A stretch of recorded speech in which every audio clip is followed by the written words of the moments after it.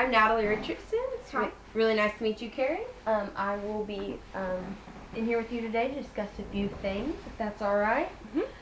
First off, I'd like to get started by sharing a consent form with you. Basically, it just goes over our confidentiality policy. Just states that everything said between me and you will stay between me and you unless I need to share it with my supervisor. Also, it states that it'll stay between you unless I ever feel that you're threatening yourself, to harm yourself, or to harm someone else. In those cases, I will have to discuss possibly what we talk about with someone else. It also states that I will be filming, videotaping this session today. That's just for my record so that I can go back and critique myself. Also, if my supervisor needs to go over anything, it'll be filmed.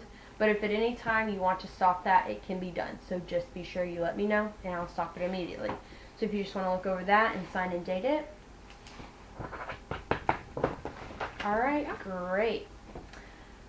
Alright, Carrie, I usually just like to start off just trying to get to know you a little bit. Where you're from, how old you are, what you like to do. Okay, well, my name's Carrie. I'm 20 years old, soon to be 21, can't wait.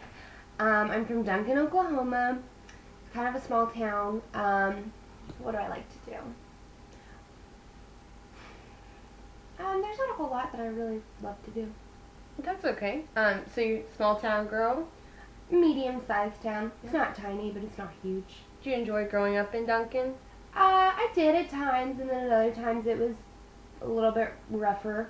Yeah. But I think if I were to settle down anywhere, I'd want it to be about the size of Duncan. That's good. I've never actually been to Duncan, but I've heard about it.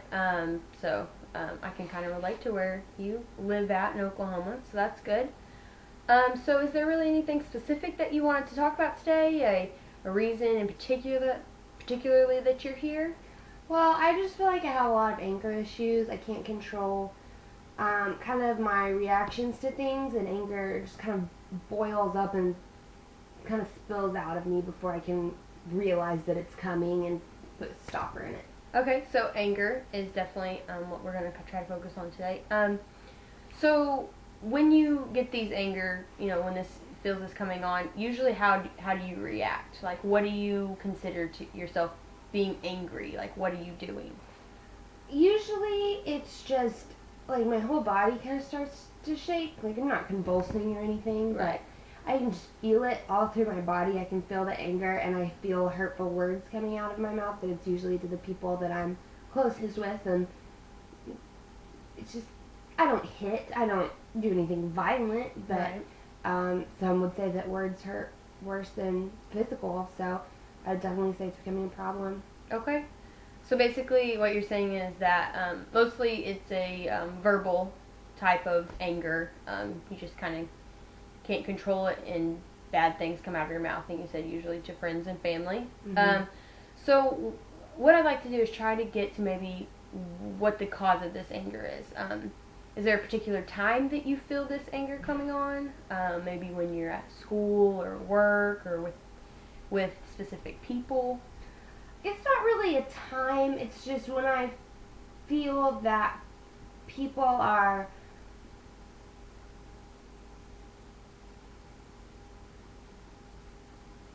not being mean to me, but maybe putting me down, you Okay. know? That's kind of when it happens the most.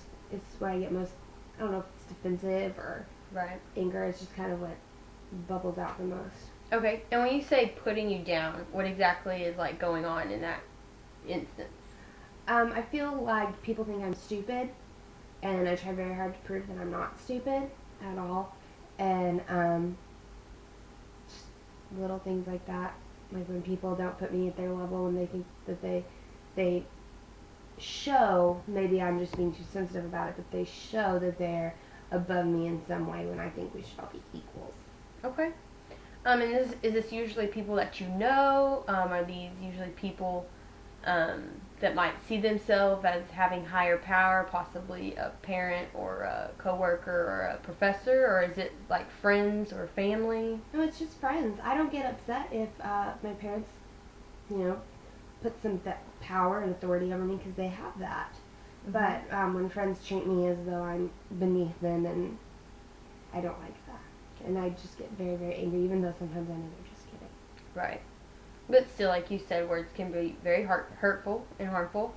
So is there a particular instance that this happened, just so that I can have a better picture of, what exactly the friend is saying and possibly how you react? You don't necessarily have to go into specifics about words you use, but again, it's confidential, so if anything you'd like to discuss, you're welcome to.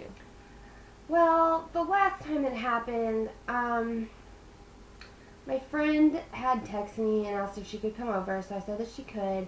And she came over for about 30 minutes, and then she said she was tired, so she was going to bed.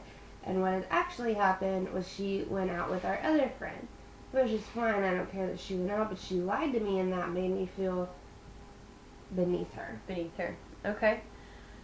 So just to get this straight, your friend you thought was just going home to go to bed, but she ended up going out again with someone else, another friend. Yes. Okay. So how'd that exactly make you feel? I know you said it made you feel beneath her, but how exactly, what do you mean when you say beneath her? It just made me feel that I was a time waster to come over with until her other friend was ready. And I just wish if that were the case, she would have just told me, and it wouldn't have been any big deal. It's just the fact that she lied to me makes me feel like I wasn't worth the truth. I see. So have you tried to discuss this with this friend in any way? Brought it up? Have you guys talked about it at all since it's happened? No, just because every time I open my mouth about it, I just feel all the anger, and I don't want to lash out on her. So. Right. Well, that's one thing that I think you could possibly try to maybe discuss this with her. Possibly even if it's something that is continuous, or you think that you will lash out on her, even if you don't want to talk to her about the specific problem. Maybe even if you think it's being that harmful to your relationship, if she'd like to come with you to another session, I'd love to have her and love to discuss this with you guys, kind of work it out, kind of have someone on your side so that it's not just one-on-one between you two, and try to get both sides so that you guys know where each other are coming from. Is that something that you think you would like to do? Yeah, I think that sounds really good. Alright, well, right now our session is going to have to come to an end soon, but we can for sure have your friend come. I'd love that. So if you just want to make that appointment and have both of you come back, we can maybe try to work this out. Until then, I would just, ask her if she'd like to come with you, and then, if you want to tell her why, that's great, but try, to not use those verbal the verbal anger that you have. Until then, maybe we can talk about it in a therapy session. Okay, that sounds great. All right. Well, it's been great meeting you. Me and too. Great talking to you, and I'll see you next week. Bye. Thank you.